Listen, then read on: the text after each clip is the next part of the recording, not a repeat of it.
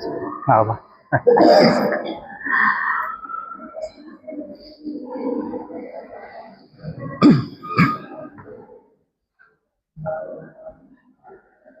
Bismillahirrahmanirrahim. Assalamualaikum warahmatullahi wabarakatuh. Bismillahirrahmanirrahim. Alhamdulillahirabbil alamin. Wassalatu wassalamu ala asyrafil anbiya'i wal mursalin. Nabiyyina Muhammadin wa ala alihi wa sahbihi ajma'in. Amma ba'd. Hadirin jemaah salat maghrib yang dimuliakan Allah, wabil khusus para alim ulama, para pengurus Masjid Al-Hasanah, dan segenap tokoh-tokoh masyarakat yang kami muliakan. Pertama-tama kita bersyukur kepada Allah yang telah memberikan kepada kita nikmat iman, nikmat Islam, termasuk nikmat sehat dan kesempatan bisa berkumpul di tempat yang mulia. Perkenankan kami memperkenalkan diri dahulu, Bapak Ibu sekalian. Kami dari Jakarta, dan yang di sebelah saya ini saudara kita yang tunarungu. Tunarungu itu tidak bisa apa, Bapak-bapak? Hah? Tidak bisa apa? Bicara ya. Rungu itu artinya apa? Pendengaran ya, mendengar. Tunarungu berarti tidak bisa mendengar. Karena terkadang kita masih suka tertukar-tukar nih, tunarungu apa netra, apa nah ya kan? Tunanetra tidak bisa melihat, tunarungu tidak bisa mendengar. Tapi mereka ini, Bapak Ibu sekalian, juga bangga disebut sebagai tuli. Kalau bahasa Inggrisnya itu deaf. Karena tunarungu ini, kata mereka, dilihat dari perspektif medis. Pendengarannya rusak, berarti kalau rusak harus ada yang diperbaiki, betul. Kata mereka, kami nggak perlu diperbaiki. Kami hanya perlu diberikan akses bahasa yang cocok dengan kami, begitu. Sehingga mereka bilang, kami ini tuli. Tuli punya budaya dan punya bahasa. Begitu. Bahasa mereka bahasa apa, Bapak Ibu saya? Syarat ya. Ada yang bilang lagi, oh tunarungu itu bahasanya braille katanya. Ah, braille itu netra tuh. Tertukar lagi. Ya, jadi Bapak Ibu sekalian, saudara kita ini namanya Yahya. Sejak kecil tidak pernah mendengar suara. Sejak kecil tidak pernah mendengar suara. Bagaimana masanya? Begini? Begini? Nah. Tes, bismillah. Jelas ya? Oke. Jadi sejak kecil dia ini tidak pernah mendengar suara. Karena sejak kecil tidak pernah mendengar suara, sehingga ada kesulitan mengeluarkan suara tentunya. Seumur hidupnya nggak pernah mendengar bunyi S seperti apa. Maka dia kesulitan menyuarakan itu tentunya. Bunyi M, bunyi N, dan seterusnya. Bunyi R apalagi. Begitu ya. Sehingga Bapak sekalian mulia, Ibu sekalian, bahasa mereka ini mengandalkan mata mereka, visual. Dan kita bisa bayangkan Bapak Ibu sekalian, ketika satu orang tertutup pendengarannya, maka pertama yang tertutup bagi mereka adalah informasi. Kalau tunanetra dia masih mendengar, maka dia masih bisa menerima informasi dengan mudah. Bahkan tidak sedikit tunanetra yang menjadi ulama, penghafal Quran. Tapi kalau tunarungu, begitu pendengaran tertutup, maka hampir seluruh informasi tertutup buat mereka. Ya, kecuali diberikan akses apa? Akses utama mereka adalah bahasa isyarat. Jadi Bapak Ibu semuanya, alhamdulillah, dengan mereka ini kita pikirkan, mereka kita usahakan, maka mereka juga bisa mempelajari agama. Jadi bukannya mereka tidak bisa belajar agama, bisa, hanya dengan cara yang tepat begitu. Ya, jadi alhamdulillah saudara kita ini Yahya, dia juga sudah berapa tahun ya terlibat dalam belajar agama, bahkan menyampaikan agama begitu. Dia akan coba menyampaikan dengan bahasa isyarat, saya akan coba terjemahkan. Kita perhatikan semua. Kalau terlalu dekat saya nggak bisa melihat. Siap. Dia ucapkan salam. Assalamualaikum warahmatullahi wabarakatuh.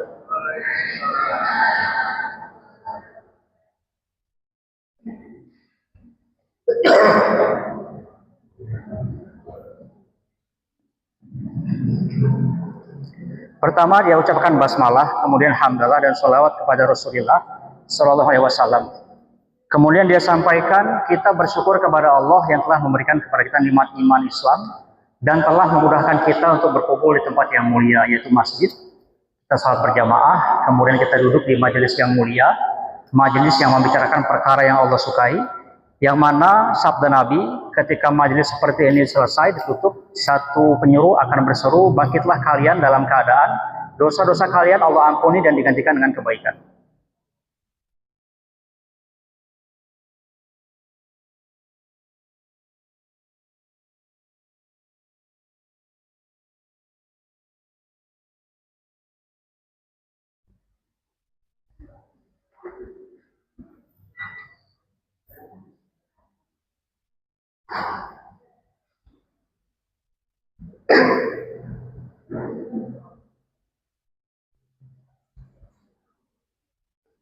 Hadirin mulia, sudah menjadi ketetapan Allah bahwasanya manusia ini kalau dia ingin sukses, ingin mulia, maka kuncinya hanya mentaati Allah dan Rasulnya. Baik kita umat akhir zaman, maka mentaati Allah dan mengikuti sunnah Nabi kita Muhammad Sallallahu Alaihi Wasallam. Ya, dan dahulu telah Allah buktikan para sahabat radhiyallahu anhum, mereka adalah manusia-manusia, orang-orang yang telah sukses mengamalkan Islam secara sempurna. Ya, maka Allah berikan kepada mereka kemuliaan.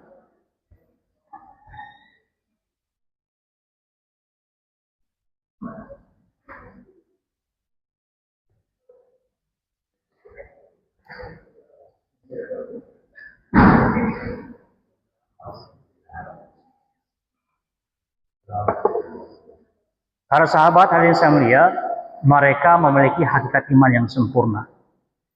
Salat mereka khusyuk, khudu, kemudian mereka memiliki hakikat ilmu dan zikir, saling memuliakan sama mereka. Kemudian ikhlas dalam setiap beramal, dan mereka ini menerima dan menjalankan tanggung jawab menyampaikan agama dengan sungguh-sungguh.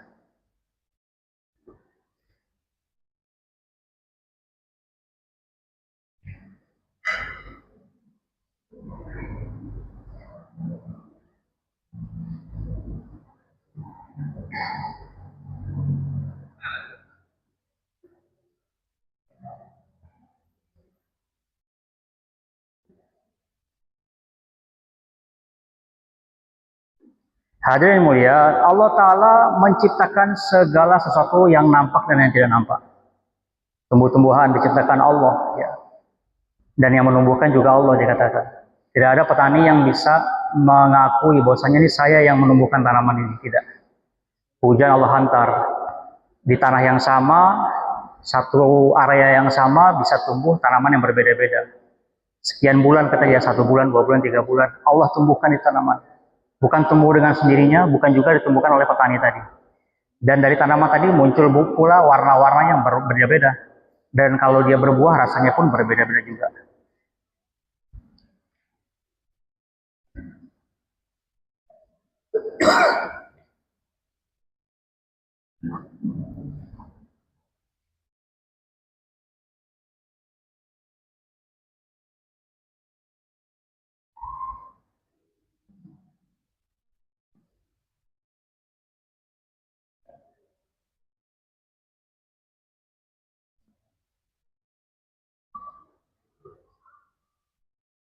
Dan setelah Allah ciptakan, maka alam semesta ini Allah pelihara dalam pengaturan Allah Ta'ala. Matahari beredar, bulan, bintang-bintang. Kata dia, bintang yang jumlahnya entah berapa itu, triliunan, bahkan Allah yang tahu, tidak jatuh menimpa kita. Karena Allah tahan itu bintang-bintang, sehingga tidak menimpa kita. Langit Allah tinggikan tanpa tiang. Air di lautan tidak tumpah ke daratan, dan sebaliknya. Maka ini semua bukan dengan sendirinya juga, tapi dengan pengaturan dari Allah Azza wa Jalla.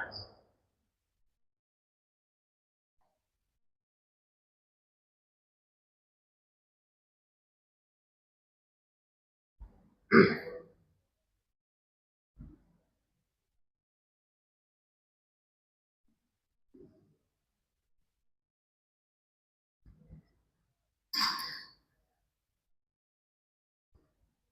makhluk yang hidup ini Allah jamin juga rezekinya. Satu ikan besar di laut ini, kan paus katakan yang besar, sekali makan ini bisa 1 ton ikan-ikan kecil itu. 1 ton, 1000 kilo. Kalau di pasar 1 kilo ikan berapa Bapak? Kalau 10.000, berarti satu kali makan ikan paus itu 10 juta. Kurang lebih begitu kalau kita hitung-hitung. Satu ekor ikan sekali makan. Apalagi dengan manusia, ya, makhluk yang mulia, kata dia, ini pun rezekinya telah Allah jamin, tinggal mencari saja.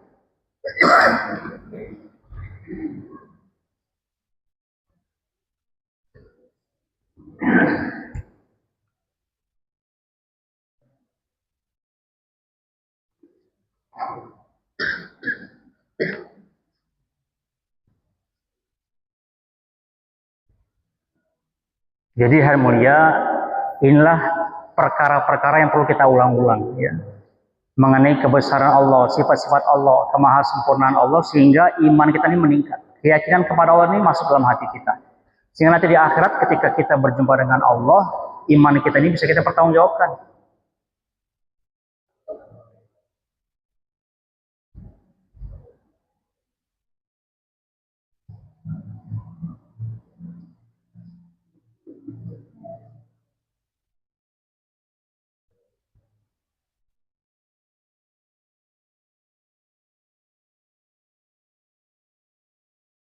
Dan hari yang mulia, Allah Ta'ala ini maha mendengar. Ya. Dia berikan contoh langkah semut yang hitam di kegelapan malam di atas batu, ya, tidak terdengar oleh apapun. Bahkan kata dia, mikrofon paling canggih pun kalau didekatkan, nggak bisa tuh memperbesar suara langkah kaki semut tadi. Tapi Allah Ta'ala mendengar itu. Bahkan yang lebih halus lagi, lebih pelan lagi dari itu pun Allah Ta'ala dengar.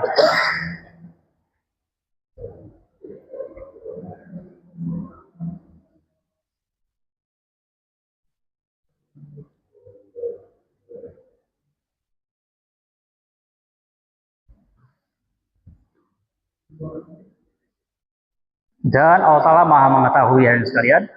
Ya, dia sampaikan jumlah tetesan hujan yang turun, di mana turunnya, kapan turunnya, jumlah butiran pasir di alam semesta ini berapa, debu-debu yang kecil itu pun dalam pengetahuan Allah Ta'ala. Manusia yang paling pintar, alat paling canggih, tidak bisa menghitung semua ini. Tapi Allah Ta'ala tahu semua itu.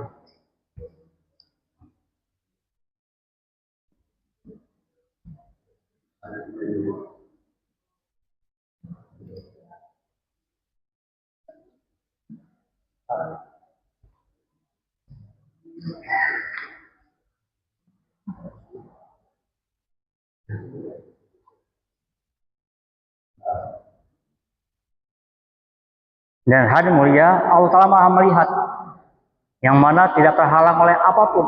Kita manusia di balik dinding ini sudah tidak bisa melihat apa itu di sana. Dalam bumi ini nggak terlihat oleh mata kita. Ya, tapi Allah Ta'ala maha melihat segala sesuatu. Tidak ada yang bisa bersembunyi dari penglihatan Allah Ta'ala. Sehingga yang mulia dia sampaikan, kalau betul-betul kita hayati, Allah yang menciptakan saya, memelihara saya, memberi rezeki saya, maka kalau sampai saya ini nggak taat kepada Allah ini, saya ini malu. Dan kalau kita hayati, Allah ini maha mendengar, maha melihat, maha mengetahui. Kalau sampai saya maksiat, saya ini harusnya takut begitu. Kalau ini semua kita hayati.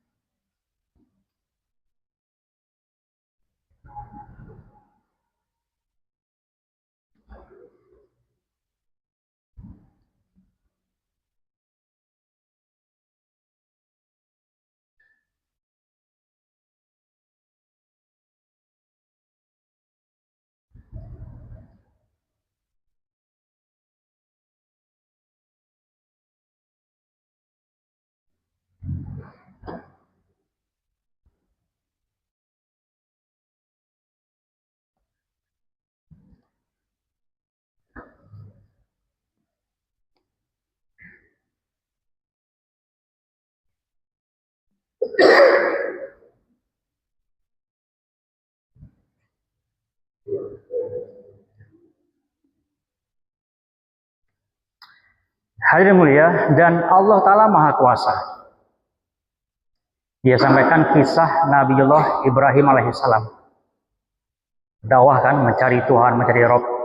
Kemudian juga berhadapan dengan Namrud, dengan kaumnya. Singkat cerita, ditangkap, disiapkan kayu bakar yang menggunung. Ya.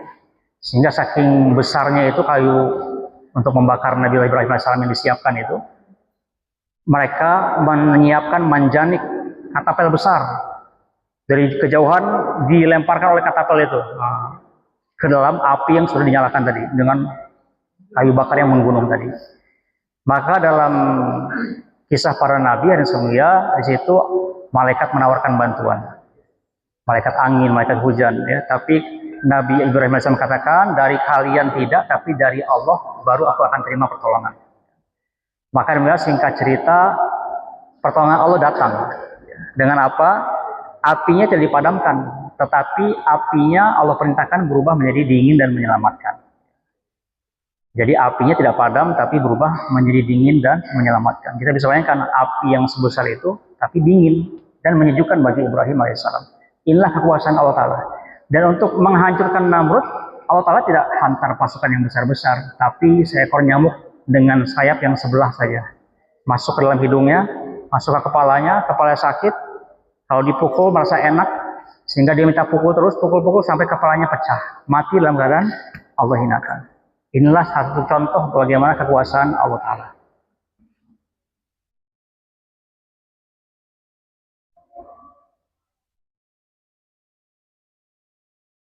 Jadi mulia dia sampaikan, kalau kita menghayati betul, menghayati betul, bahwasanya Allah yang kuasa, selain Allah nggak punya kuasa apa-apa, maka tidak ada satu manusia pun yang layak sombong. Apa yang mau disombongkan? Kita semua lemah, yang kuat hanya Allah Ta'ala.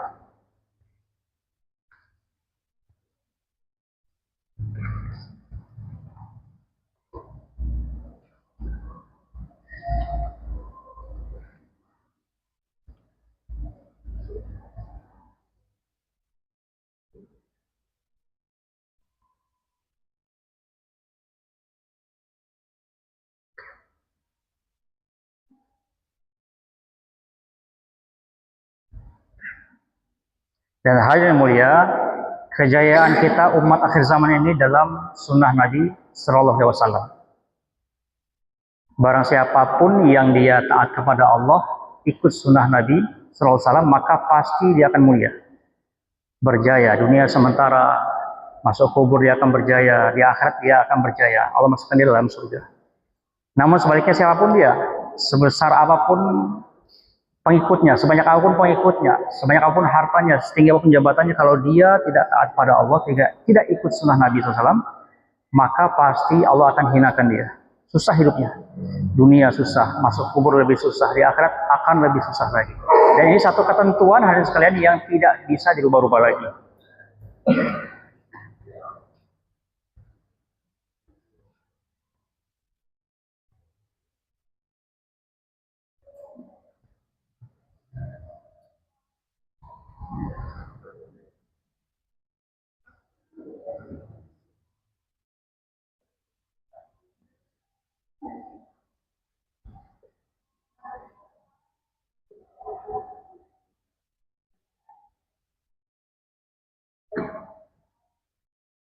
Hadirin mulia, para sahabat betul-betul mencintai Rasulullah SAW, sehingga ketika perjanjian Hudaybiyah,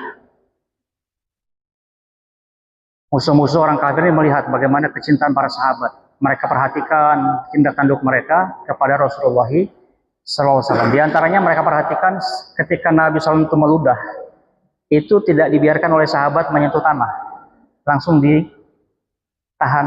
ditampung ludahnya begitu dan diusapkan ke tubuh mereka karena keberkahan Nabi. Dan ketika Nabi berwudu, sahabat pun berebut air tetesan wudunya Nabi SAW. Sampai seperti itu. Bahkan ya ketika dikumpulkan oleh Nabi, Nabi memberikan arahan, menyampaikan tausiah begitu. Tidak ada satupun sahabat yang berani menatap wajah Nabi begitu. Mereka betul-betul takzim sama Nabi SAW.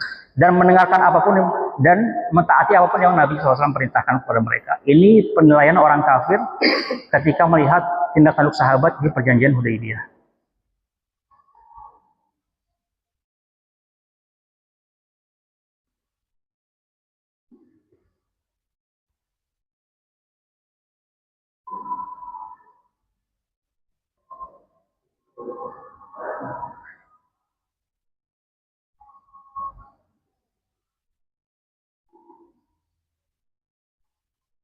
Hadirin yang mulia, jadi kita ini memiliki kalimah yang agung, kalimah la ilaha illallah Muhammadur Rasulullah. Bagaimana kita mengusahakan hakikat kalimah ini? Kalimah ini telah Allah beritahukan kepada kita betapa mulianya. Sehingga jika ditimbang dengan 7 lapis langit, 7 lapis bumi, akan lebih berat kalimah ini. Kalimah la ilaha illallah. Dan siapa yang mati membawa kalimah ini, maka Allah jamin surga untuk dia.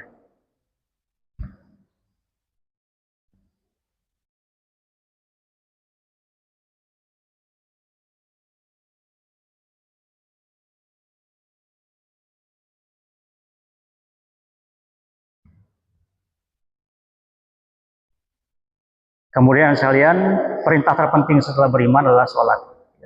Sholat 5 waktu. Maka untuk laki-laki dia sampaikan pentingnya menjaga sholat berjamaah di masjid.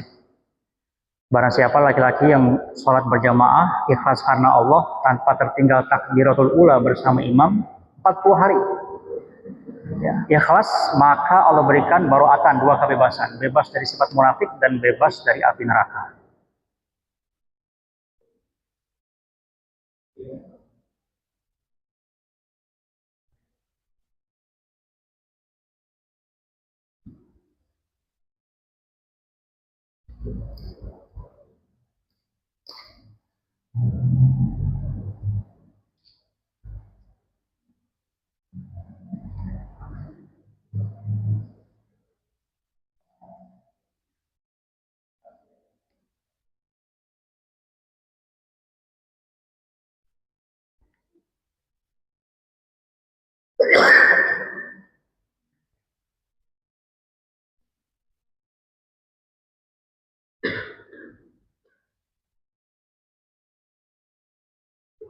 Ngerti?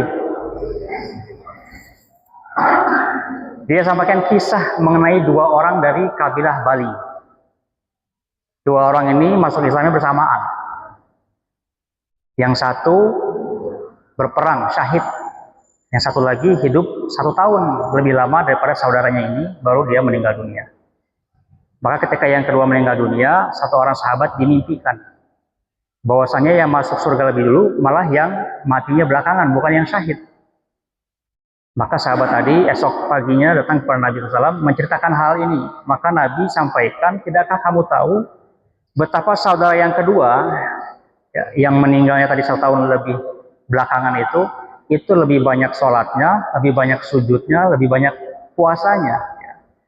Sehingga kesimpulannya, dengan sebab sholat dia yang 1 tahun lebih banyak, sujudnya, puasanya, dan amal-amal lainnya, itulah yang meninggikan dia sehingga masuk surga lebih dulu dibanding orang yang mati syahid. Inilah nilai daripada sholat 5 waktu. Apalagi ditambah dengan sholat-sholat yang nafil.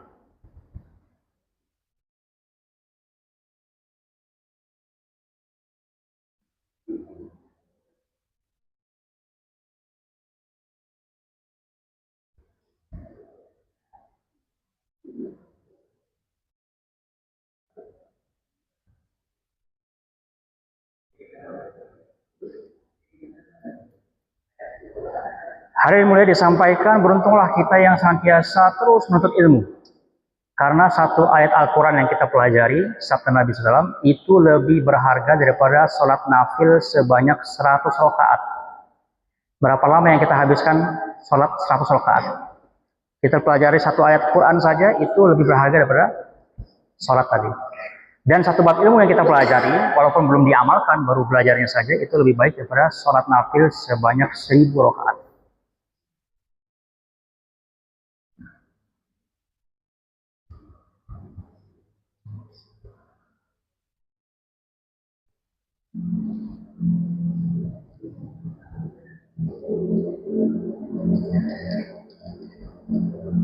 Ya, bahkan orang yang membaca Al-Quran, mempelajari Al-Quran, menghafal Al-Quran, dan mengamalkan isinya nanti di akhirat, Allah akan pakaikan kedua orang tuanya mahkota yang cahayanya lebih terang daripada cahaya matahari.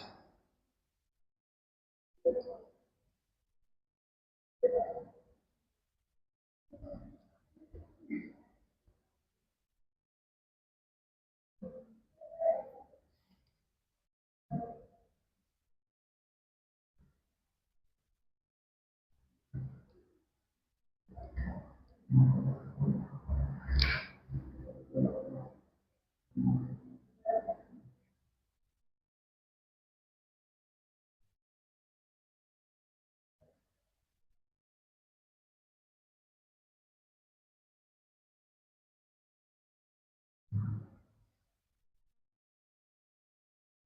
hadirin sekalian, hendaknya kita juga melazimkan zikir kepada Allah. Ya.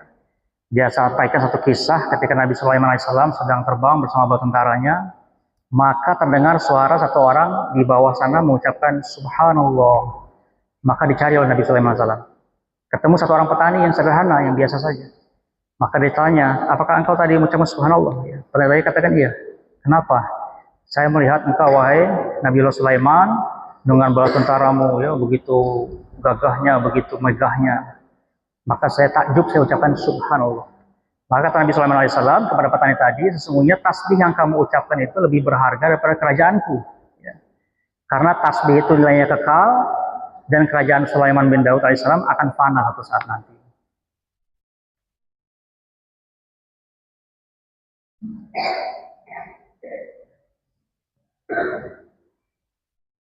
Satu tasbih atau tahmid, takbir, tahlil yang kita zikirkan, itu nanti akan menjadi satu buah pohon dalam surga. Pohon ini kata Nabi SAW sangat besar, sehingga batang pohon itu, naungannya itu kalau dikelilingi dengan kuda selama 100 tahun tidak selesai mengelilingi.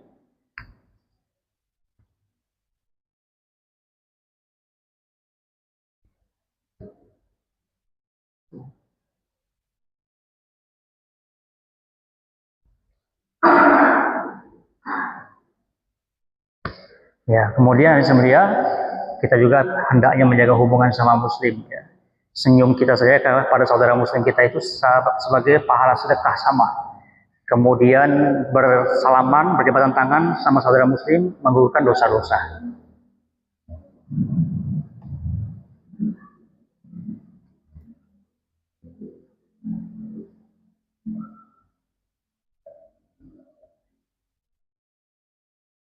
Dia sampaikan kisah perang Yarmuk.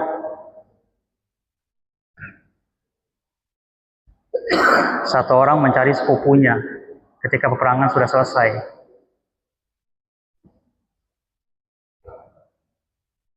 Berjumpa dengan sepupunya sedang sakaratul maut. Mau dikasih minum, terdengar erangan di tempat lain. Maka sepupunya menunjuk ke arah erangan tadi. Maksudnya dahulukan orang yang mengerang tempat lain itu. Maka dia bawa air minum ke orang yang kedua. Terdengar lagi erangan di tempat lain lagi. Maka orang kedua tadi menunjuk ke arah erangan tadi. Dia sampai datang ke orang ketiga. Ingin diberi minum, orang ketiga meninggal dunia, syahid. Dia kembali ke orang kedua, ternyata sudah syahid juga. Kembali ke sepupunya yang pertama, sudah syahid juga. Ini gambaran itarnya para sahabat. Ya. Mereka rela mendahulukan orang lain sampai kehilangan nyawa bahkan. Mereka itu rela.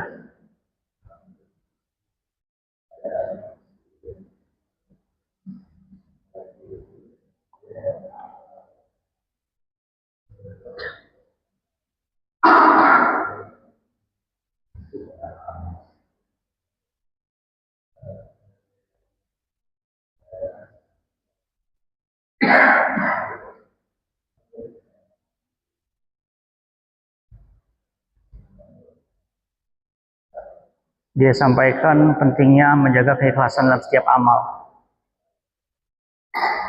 Kisah tentang seorang wanita pendosa ya. Dalam safarnya kehausan, jumpa dengan sumur dulu itu di padang pasir itu kan dia lubangnya besar. Jadi untuk ngambil airnya itu harus turun ke bawah. Maka dia turun ke bawah, wanita pendosa tadi diambil air dengan sepatu kulitnya, dibawa ke atas, sampai di atas lihat ada anjing kehausan. Maka dia beri minum itu anjing kehausan. Tempat sepi kata dia, ya, tidak ada orang melihat, jadi terjauh dari riya atau ingin dipuji. Sehingga karena keikhlasan wanita tadi, Allah suka dan Allah ampuni dosa-dosa dia. Satu amalan yang sepertinya sepele tapi ikhlas bisa bernilai besar jasa Allah Ta'ala.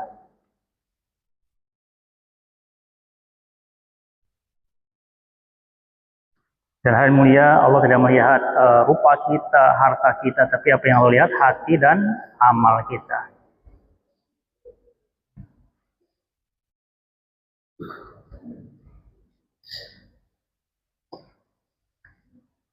Ya, Bapak Ibu sekalian, sejak dulu Allah telah menghantar 124.000 para anbiya alaihi salam. Tugas mereka mengajak manusia taat pada Allah. Dan sunatullahnya ketika dakwah dibuat oleh para nabi ini, hidayah turun, orang-orang beriman. Tapi ketika nabinya wafat, maka perlahan-lahan karena dakwah terhenti, hidayah pun tidak tersebar lagi. Orang-orang yang beriman menjadi kafir lagi, generasi yang berikutnya menjadi musyrik dan seterusnya. Sehingga sampailah kepada Nabi kita Muhammad Sallallahu Alaihi Wasallam, khatamun nabiyyin, sebagai nabi terakhir, punya tanggung jawab sampai hari kiamat. Nabi telah wafat, sekarang tidak ada lagi nabi, maka tanggung jawab menyampaikan agama, mengajak berbaik kebaikan. Ini adalah tanggung jawab kita semua.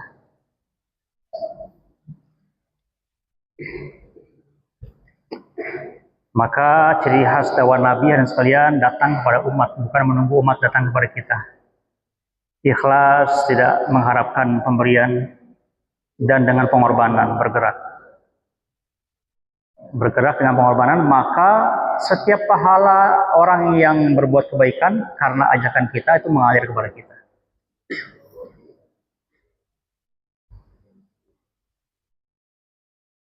Ulama sampaikan kalau dikumpulkan hadis-hadis mengenai amalan, yang terbanyak itu sholat dan tentang fisabilillah. Satu pagi atau satu petang orang di jalan Allah lebih baik daripada dunia dengan segala isinya.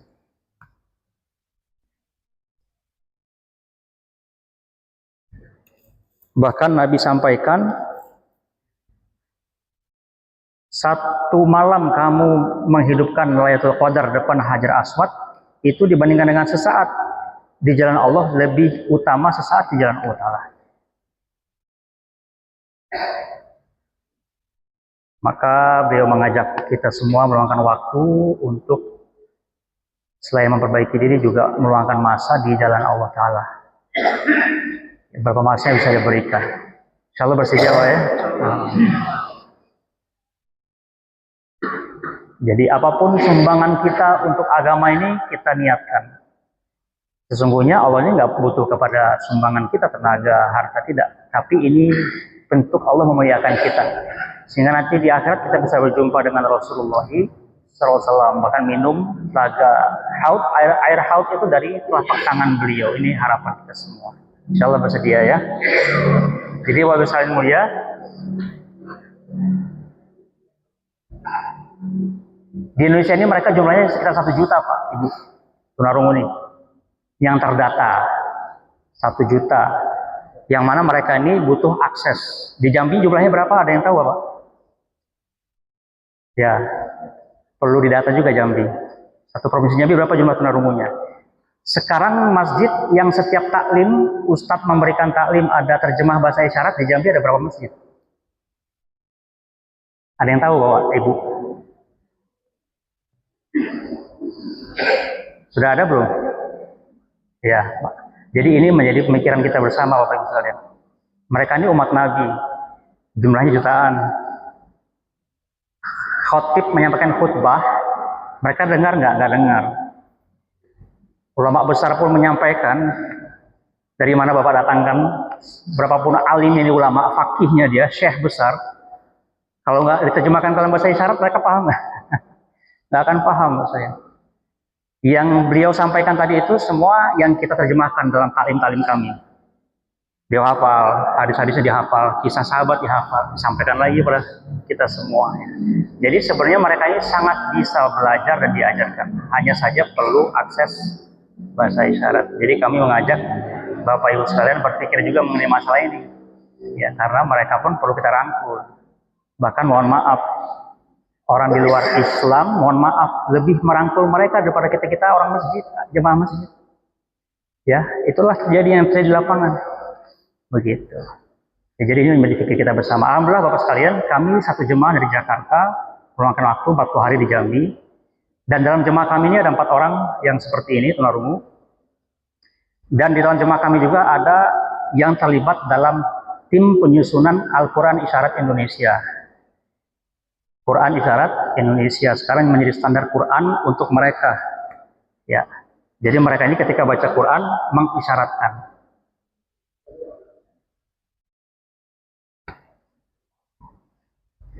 ba kasroh, sin sukun, mim kasroh, lam tasdid, ha kasroh, dan seterusnya. Bismillahirrahmanirrahim.